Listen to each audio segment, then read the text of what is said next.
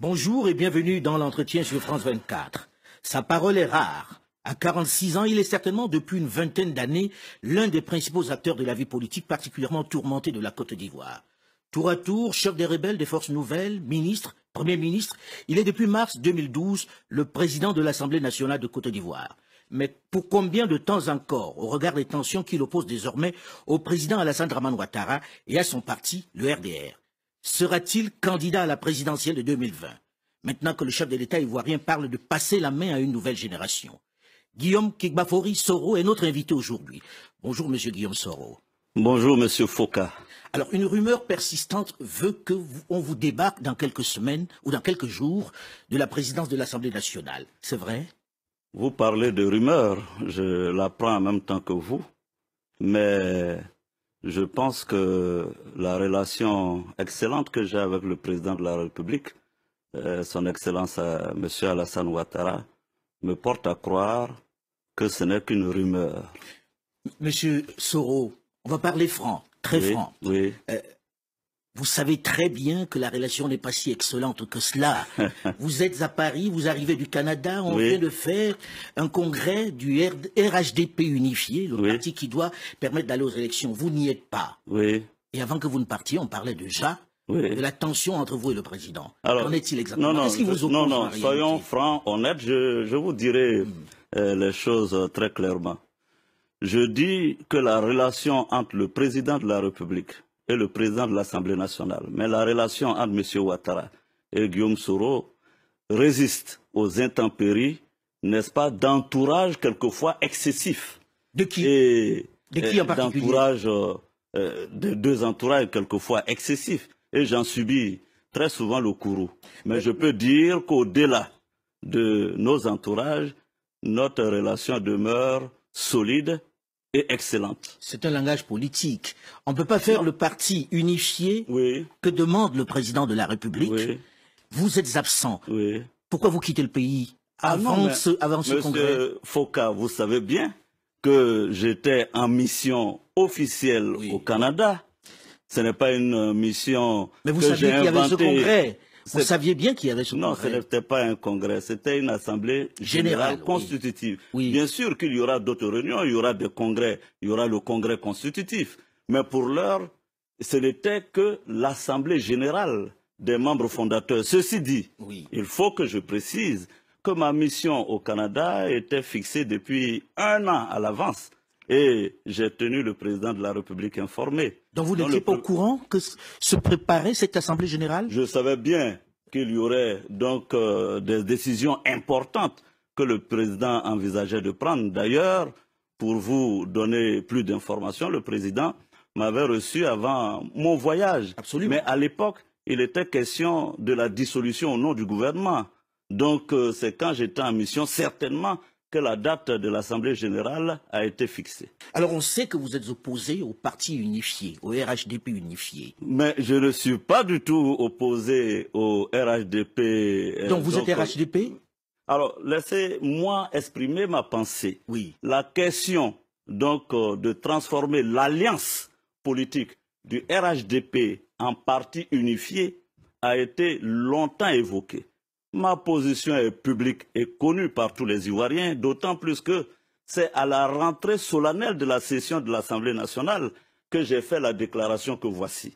J'ai dit que le parti unifié issu du RHDP devrait être un parti d'abord inclusif et qu'il fallait donc comme moteur pour la création de ce parti le dialogue et qu'il ne fallait laisser personne, n'est-ce pas, en marge. Mais le RHDP tel qu'il est aujourd'hui, unifié tel qu'il est aujourd'hui, qui exclut de fait le PDCI et Bédié, vous l'acceptez? Vous y adhérez? Alors, je dis que je garde espoir et je suis optimiste. Je rentre en Côte d'Ivoire, je parlerai avec le président Ouattara, je parlerai avec le président Bédié. De toute façon, vous avez bien pu noter que le président Ouattara a affirmé qu'il continuera, n'est-ce pas, de discuter avec le président Bédié. Mais en forçant la main un peu au partenaire PDCI qui n'en veut pas. Je vais dire, le porte-parole PDCI, Jean-Luc Billon, a clairement dit qu'il n'en voulait pas. Bon, moi, je n'ai pas commenté les propos de telle ou telle personne. Ma position, en tant que président de l'Assemblée nationale, mais surtout, vous savez que je me suis engagé pour le pardon et la réconciliation. Donc, ma posture, désormais, m'impose personnellement à faire en sorte que les deux grands hommes d'État que sont le président Ouattara et le président Bédié ne rompent pas le dialogue et qu'ils continuent à discuter pour des lendemains meilleurs pour notre pays. Alors là, le président Alassane Dramane Ouattara, lors de cette Assemblée générale, dit « On va faire un parti unifié pour aller aux élections, pour gagner ces élections, mais on va passer la main à une nouvelle génération. » Vous vous sentez concerné? Vous serez candidat à la présidentielle? Ça vous arrange? Non, mais disons que cette posture du président Ouattara, je la connaissais depuis. Naturellement, le président Ouattara m'en avait parlé. C'est pourquoi, quand il y a eu les folles rumeurs autour du troisième mandat, je n'étais pas perturbé parce que je savais que le président de la République, et je peux vous dire, j'ai eu des entretiens importants et intenses avec lui, je savais que le président de la République a toujours eu la posture et la volonté, n'est-ce pas, de passer, n'est-ce pas, le mandat en 2020 à une nouvelle génération. Vous serez candidat? Alors, Monsieur Alain, j'ai toujours évité de répondre à cette question parce que je ne voulais pas ouvrir là une compétition précipitée et anticipée sur 2020. Mais le président de la République, après cette déclaration, je pense que je vais y réfléchir. Mais je n'imagine pas, n'est-ce pas, engager cette réflexion sans en parler d'abord et principalement avec le président Ouattara. Et ensuite Bédié et bien d'autres personnes. Vous êtes plus proche aujourd'hui de qui? D'Alassane Dramane Ouattara ou de Bédié? Parce qu'on a le sentiment que vous voulez mettre la main sur le PDCU au cas où le RDR qui vous rejette, vous fermerez la porte. C'est pas le but? Je ne veux mettre la main sur personne. Je pense que pour Parce que si vous voulez être candidat, il faudra bien un parti. Alors lequel des deux? Le parti unifié, ça va être difficile à faire. Monsieur Talon a été président au Bénin sans parti politique. Ce que je veux dire, c'est qu'aujourd'hui, j'ai une mission qui est presque un sacerdoce. C'est de faire en sorte que la Côte d'Ivoire se réconcilie. Justement. Alors évidemment, mon objectif est de faire en sorte que le traumatisme créé par les élections de 2010 n'existe plus en Côte d'Ivoire. Nous avons eu des élections apaisées en 2015. La maturité des hommes politiques nous impose, de la classe politique ivoirienne, nous impose de faire en sorte que 2020, il y ait aussi des élections apaisées. Alors, des élections apaisées, ça passe par la réconciliation nationale. Oui. Vous en parlez beaucoup de la réconciliation nationale. Parlons-en, justement. Est-ce qu'on peut faire la réconciliation nationale lorsque l'on sait qu'après ce qui s'est passé, la longue crise politique, militaire en Côte d'Ivoire, les seuls qui sont en prison à La Haye, c'est Laurent Gbagbo. Il n'est quand même pas le seul qui ait fait des exactions pendant cette période. Peut-on aller à la réconciliation avec Gbagbo à La Haye? Alors, je vais vous dire que la réconciliation, il n'y a pas de préalable à la réconciliation nationale. La réconciliation nationale, d'abord, doit être une volonté individuelle, une volonté commune, n'est-ce pas, d'aller au pardon et à la réconciliation nationale. Ceci s'est vérifié au Rwanda, cela s'est vérifié en Afrique du Sud, et je dis avec force que c'est possible en Côte d'Ivoire. C'est possible en Côte d'Ivoire, mais vous êtes à 8 ans aux affaires déjà quasiment. Oui. Il ne s'est rien passé. Et la question que posent beaucoup d'Ivoiriens, je me fais un peu le porte-parole d'un certain nombre ici, est de dire, comment on parle de réconciliation nationale, il ne s'est rien passé pendant 8 ans. Et il n'y a que Laurent Gbagbo et Blé Goudé qui soient là. Et est-ce qu'il n'y a pas une justice des vainqueurs tout simplement? Est-ce qu'il peut y avoir une réconciliation nationale vous savez, sans que la justice passe par là? Moi, je ne suis pas dans ces slogans de justice des vainqueurs ou justice des vaincus. Le plus important aujourd'hui, 8 ans après, comme vous l'avez dit, il faut que les lignes bougent. Et avec le discours que nous tenons, on voit bien que les lignes bougent en Côte d'Ivoire. De plus en plus, la question... Qu'est-ce qui a bougé? Qu'est-ce qui a bougé sur la réconciliation nationale, puisqu'on en parle? Oui. Qu'est-ce qui a été fait? Oui, mais, non. Oui, mais... La commission qui a été mise en place n'a même pas pu travailler. Et aujourd'hui encore, les Ivoiriens disent... Guillaume parle beaucoup, Guillaume Soro parle beaucoup de réconciliation, mais on ne voit rien pour l'instant. Est-ce que c'est pas là où vous avez le plus échoué? Non, je veux bien. Sauf que ceux qui le disent, qu'est-ce qu'ils proposent? Mais c'est vous qui là est la question. Nous sommes aux affaires. La commission dialogue, vérité, réconciliation a travaillé. Il y a dans les conditions qui n'étaient pas... Monsieur Foucault, il s'en est plein, Monsieur Foucault. Monsieur Charles Konambani. Oui, je veux bien. Mais Monsieur Foucault, Afin Guessin est quand même libéré. Mais Laurent Gbagbo il était en prison. Michel Gbagbo est quand même libéré. Bien d'autres personnes sont libérées. Il ne faut pas désespérer. Et je pense que le président de la République, et je suis convaincu, sans trahir de secret, certainement y pense et fera en sorte que la Côte d'Ivoire soit inscrite durablement dans le processus de réconciliation d'ici 2020. Monsieur Soro, vous aviez promis que vous alliez vraiment aller au fond des sujets. Oui, mais allez-y. Sur cette question de la réconciliation nationale, oui. Vous êtes quand même conscient que c'est le domaine dans lequel vous avez le plus de difficultés. Pas grand-chose n'a bougé. Qu'est-ce qui empêche que les Ivoiriens puissent se réconcilier? Alors, déjà, il faut que les uns et les autres aient l'humilité d'accepter d'aller au pardon, la réconciliation. Quand nous autres, nous parlons de réconciliation, il faut bien savoir qu'il y a des extrémistes, aussi bien dans notre camp que dans le camp de M. Laurent Gbagbo, qui ne veulent pas entendre parler de pardon et de réconciliation. Les extrémistes de M. Laurent Gbagbo disent « on n'a rien fait, c'est nous les victimes, donc on ne peut pas aller à la réconciliation ». J'ai dit que pour aller à la réconciliation, il n'y a pas de préalable. Il faut accepter, n'est-ce pas, de discuter, de pardonner, de faire repentance. Alors, si vous dites que vous n'avez rien fait, alors comment on peut arriver au pardon?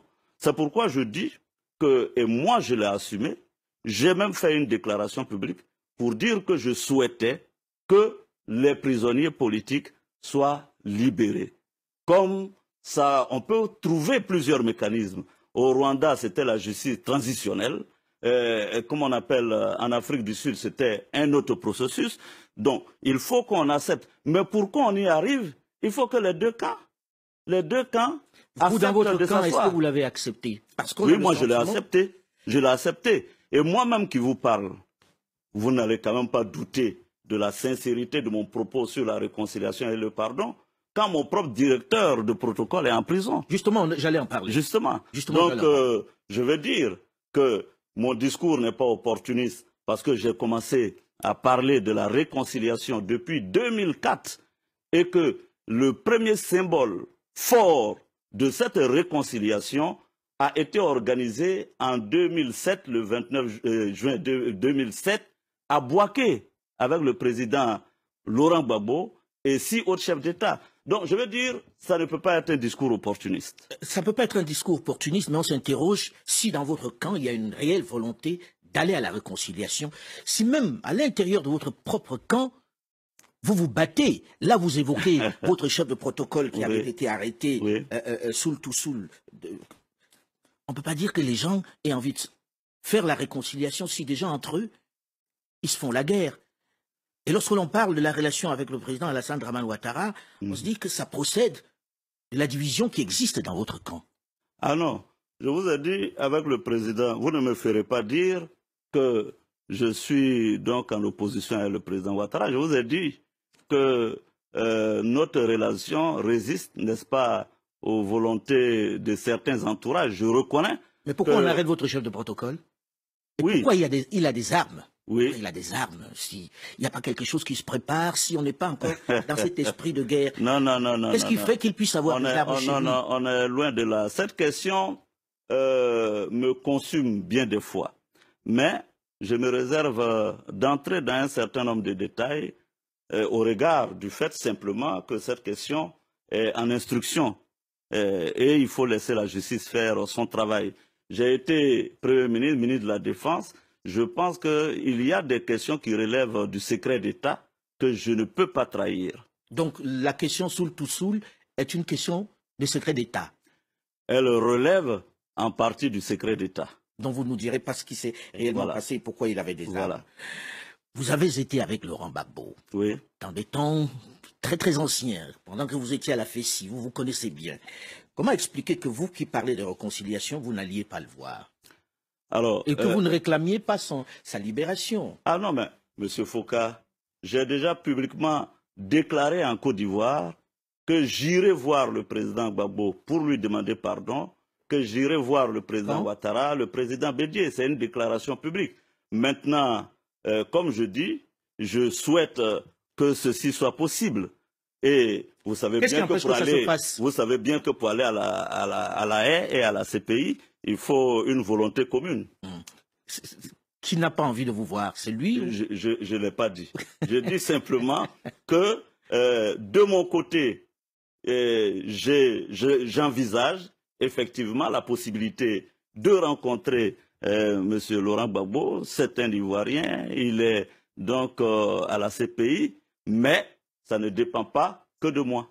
Alors, M. Soro, on sait que votre nom apparaît souvent dans pas mal d'affaires. Ça peut venir de vos adversaires politiques, mais il y a également des faits. Plus récemment, c'était le Burkina Faso. Qu'est-ce qui s'est passé avec ces histoires d'écoute téléphonique? Vous savez, là aussi, c'est une question sur laquelle je ne souhaite pas m'étendre, d'autant plus que ce dossier a été réglé diplomatiquement par le président Alassane Ouattara et son homologue Roch Christian Kaboré. Il ne me revient pas là, n'est-ce pas, de remuer le couteau dans la plaie. Mais est-ce que vous avez un peu participé à ce putsch? Monsieur Foka, vous n'aurez pas un mot de plus sur cette question-là. La question est réglée diplomatiquement. Alors, est-ce que vous allez créer un parti, Guillaume Soro? Ce n'est pas à l'ordre du jour. Donc vous allez aller aux élections avec les partis existants. Je ne vous ai pas encore dit que j'irai aux élections. Je vous ai dit quand vous rasez le matin, vous y pensez régulièrement. On ne va pas à une élection présidentielle comme on irait à son bureau tous les matins. Donc pour aller à une élection présidentielle, il faut bien entendu donc une décision, il faut des discussions importantes et je l'ai dit, je vais y réfléchir plus sérieusement qu'avant. Alors, vous êtes à 1 an et demi des élections en Côte d'Ivoire. Il est évident qu'on vit au rythme de cette campagne en Côte d'Ivoire, même si ce n'est pas avoué. Si on vous posait la question de savoir quel est le bilan que vous pouvez dresser des 2 mandats que vous avez eus aux affaires, au-delà de l'échec de la réconciliation nationale que tout le monde est d'accord pour reconnaître. Vous savez, est-ce qu'on peut mettre à votre crédit? Non, ce que je peux vous dire, c'est que gérer un État, ce n'est pas aussi simple que les gens pourraient croire. Je crois que le président Ouattara a accompli de grandes choses. Il faut aussi l'avouer. Au plan économique, de grandes choses ont été réalisées. Au plan social, il a aussi travaillé. Donc, je ne pense pas que le bilan du président Ouattara soit, comme vous dites, mitigé. Moi, je pense que des choses ont... Rappelez-vous que quand nous prenions le pouvoir en 2011... On a beaucoup parlé du pouvoir du Nord. Est-ce que c'est vrai ou pas? Quel pouvoir du Nord? C'est-à-dire qu'aujourd'hui, il y a eu un rattrapage avec beaucoup de gens qui sont du Nord qui ont été mis au affaire. Non. Ça, je ne le pense pas. Bien. Je pense que le président Ouattara est venu d'un contexte particulier. Il avait une coalition politique avec 4 ou 5 formations dans le RHDP. Et je peux vous dire, on peut tout reprocher à M. Ouattara, mais il est très attentionné en ce qui concerne les procédures. Et je sais que M. Ouattara, régulièrement, pour nommer à des postes et à des postes de responsabilité, a consulté la coalition. Nous arrivons malheureusement au terme de cet entretien. Merci M. Guillaume Soro d'être venu. Restez sur France 24, l'info continue.